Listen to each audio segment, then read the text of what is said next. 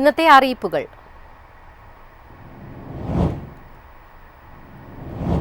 സ്വകാര്യ കൊറിയർ കമ്പനികളുമായി മത്സരിക്കാനൊരുങ്ങി India post. പ്രധാന നഗരങ്ങളിൽ 24 മണിക്കൂറിനുള്ളിൽ പാഴ്സലുകൾ എത്തിക്കാനാണ് ലക്ഷ്യമിടുന്നത്.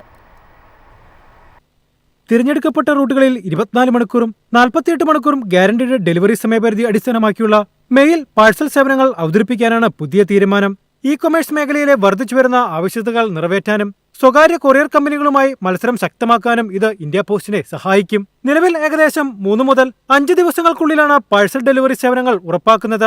2029 ഇന്ത്യ പോസ്റ്റിനെ ലാഭകേന്ദ്രമാക്കി മാറ്റാനാണ് ലക്ഷ്യമിടുന്നതെന്ന് കേന്ദ്ര വാർത്താവിനിമയ മന്ത്രി ജ്യോതിരാദിത്യ സിന്ധ്യ പറഞ്ഞു. ജനുവരിയിൽ ഈ സേവനങ്ങൾ ആരംഭിക്കാനാണ് ലക്ഷ്യമിടുന്നത്. News desk Myfin TV. Ration കാർഡുകൾ മുൻഗണനാ വിഭാഗത്തിലേക്ക് തരം മാറ്റാൻ തിങ്കളാഴ്ച വരെ അപേക്ഷ സമർപ്പിക്കാം. അക്ഷയ കേന്ദ്രം, സിവിൽ സപ്ലൈസ് വകുപ്പ് വെബ്സൈറ്റ് എന്നിവ വഴി അപേക്ഷ നൽകാം. പൊതുവിഭാഗം റേഷൻ കാർഡുകൾ മുൻഗണനാ വിഭാഗത്തിലേക്ക് തരം മാറ്റുന്നതിന് അക്ഷയ കേന്ദ്രം, സിവിൽ സപ്ലൈസ് വകുപ്പ് വെബ്സൈറ്റിലെ സിറ്റിസൺ ലോഗിൻ വഴി അപേക്ഷിക്കാം. തദ്ദേശ സ്ഥാപനങ്ങളിലെ സെക്രട്ടറി നൽകുന്ന BPL സർട്ടിഫിക്കറ്റ് ഉള്ളവർ, മാരക രോഗമുള്ളവർ, പട്ടികജാതി പട്ടികവർഗ വിഭാഗത്തിൽപ്പെട്ടവർ, പരമ്പരാഗത മേഖലയിൽ തൊഴിലെടുക്കുന്നവർ, നിർധന ഭൂരഹിത ഭവനരഹിതർ, സർക്കാർ ധനസഹായത്തോടെ ലഭ്യമായ വീടുള്ളവർ, ഭിന്നശേഷിക്കാർ എന്നിവർക്ക് മുൻഗണന.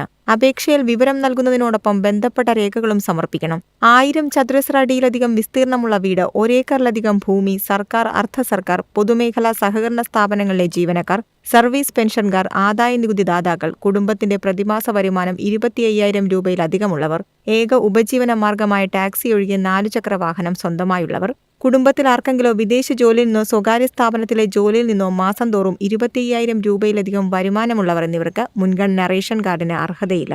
News desk Myfin TV. November 1 മുതൽ സ്ത്രീ ഉപഭോക്താക്കൾക്ക് സപ്ലൈകോ വിൽപ്പനശാലകളിൽ സബ്സിഡി ഇതര ഉൽപ്പന്നങ്ങൾക്ക് 10% വരെ വിലക്കുറവ് നൽകുമെന്ന് ഭക്ഷ്യ പൊതുവിതരണ വകുപ്പ് മന്ത്രി GR അനിൽ. സപ്ലൈകോ നിലവിൽ നൽകുന്ന വിലക്കുറവിന് പുറമെയാണിത്.